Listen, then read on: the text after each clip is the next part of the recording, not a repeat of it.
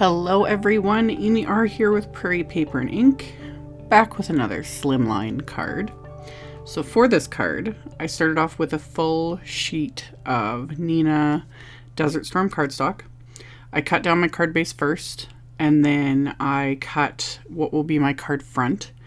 And I cut this to 3 inches by 8 inches, because I plan on matting this in a little bit. So I've got my card front, and I also pulled out an envelope. And then I will get to the third step that I should have been doing, but as always, hindsight, after I finish the whole project, the card, everything, it's like, oh, this would have made it go even quicker. Regardless, this is still a fairly quick card project because it's solid image stamping. I'm using the new Anna's Flowers stamp set from Simon Says Stamps Let's Connect release. I just showed this in the release and review video.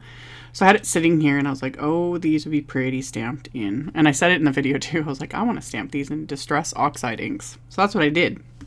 And I really like how the Oxide inks look on the Neenah Desert Storm cardstock, but I also like how they look on white. So that's why I chose the white envelope, because you get the really bright color on the white, but then you get that different sort of more subdued look on the Desert Storm cardstock. So I'm using my MISTI for all the stamping, but honestly, you could probably just use acrylic blocks. Don't have to use a MISTI because I'm moving everything around anyway. So I'm kind of defeating the purpose of the MISTI with this, but I am stamping. Every time I stamp the flower, I stamp the card front first, and then I'm putting the envelope into place and stamping it. This just saves me from having to clean the stamp as much. And this is where, if I'd been thinking, I would have done the inside of the card as well. In the end, it didn't take that much extra time. It's just, it would have made this process go faster and smoother, because then I could have just done that all at once. But I end up using the largest flower, the medium flower, and the small flower. There's a couple small flowers, and then there's a different shaped flower in this set, plus a bunch of really nice sentiments. But I just used those 3 floral images from this set. And I'm inking them up with different Oxide inks. So I used picked raspberry, and I used wild honey, and then I used mustard seed. And then, of course, I had to go in, kind of do like a rainbow theme, which is nice with a Slimline card because I've got all the space to do it anyway. So then I'm using Mermaid Lagoon and Wilted Violet, and then adding a little bit of Mowed Lawn in there just because. And again, going through, I would stamp, like move the flower around, stamp it, and then put the envelope where I want that and stamp that. And then, yeah. So I kind of kept the pinks and oranges in one spot and then put the greens and the blue and the purple in the other corner, just because they always look nicer together like that anyway. So I kept doing this, stamping everything. And then once I'm done stamping the envelope, I'm going to score that card base I'd cut earlier, which was 7 inches by 8.5 inches. And then I'm going to score that with my little Teflon bone folder. So that'll make my card base, which is an 8.5 inch by 3.5 inch card. So score that with my Teflon bone folder. So then I've got my card base. And yeah, could have done this at the very beginning and saved myself the trouble. But like I said, it didn't take very long to stamp the inside of the card. So I scored it, and then I fold it inside out. Just makes it the easiest, so I don't have to do any masking or anything like that. And then I'm just going to stamp the flowers again using the same colors I used for the card front and the envelope. So just went through, I super sped this up in editing. But yeah, moved everything around and just kept stamping it kind of in the same sort of place. So keeping the pinks and the oranges and the yellows to the left, and then doing the blues and the greens and the purples to the right.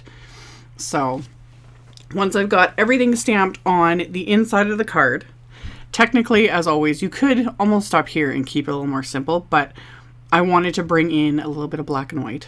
It's another thing I love when you're stamping on Desert Storm or craft cardstock like this. Anything else you bring in just adds a real pop of color, especially black and white.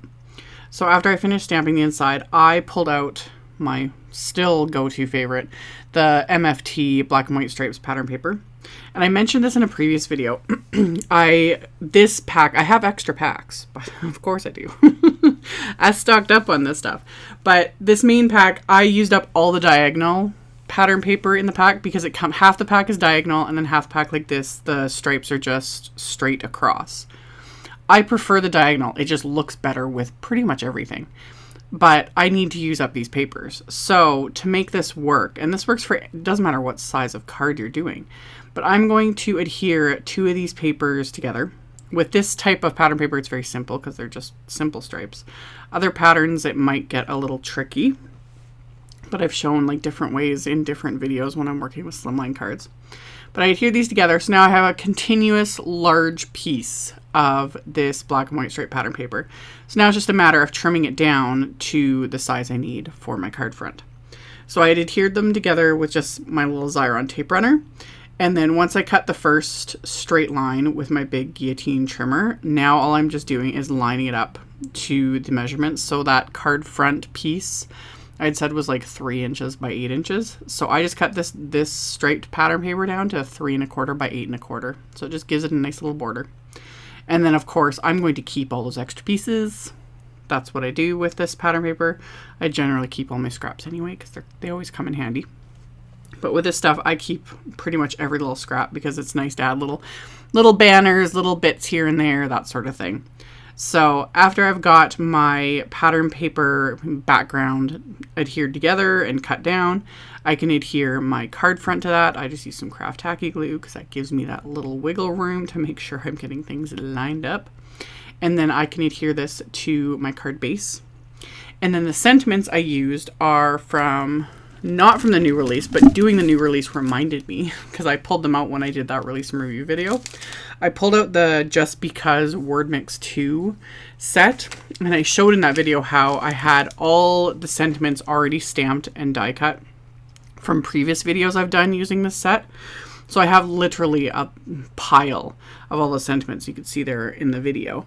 So I just pulled out a couple that I wanted to use for this cards. They're already stamped. One was stamped on white cardstock with black ink, and the other one was white heat embossed on black cardstock. So I have just a nice variety. So I picked out the sentiments I want to use, and the main one, the circle one, I put just some thin 3D foam squares on it and then popped that onto my card front here. And then the other sentiment I'm going to adhere to the inside because you got to finish off that little bit of the inside there. So I adhered that with the craft tacky glue. And then I just had to add some bling because it needed bling. I thought about splatter, but decided not to go with splatter. I know, shocking. But instead decided to go with bling. So I pulled out this Lucy's card. This is the little things from Lucy's cards. This is the Rainbow Sparkle Mix jewels that I have a massive amount of. So pour those out and just pulled out colors that went with all of these florals and then kind of put them in the same area. So there's pink crystals over the pink flower, purple over the purple, etc. So I adhered those into place with the craft tacky glue and my little embellishment wand. And once those are adhered, this card and envelope is complete. So all fun and bright and just cheerful and rainbow. Love it. So as always, there will be a link below the video to my blog post. I'll have a supply list. I'll link to everything I used in the description box below. So you can check that out if you are interested. Thank you all so much for watching and subscribing, thumbs upping, commenting, all of it. I really appreciate it. And I will see you all very soon in the next video. Bye.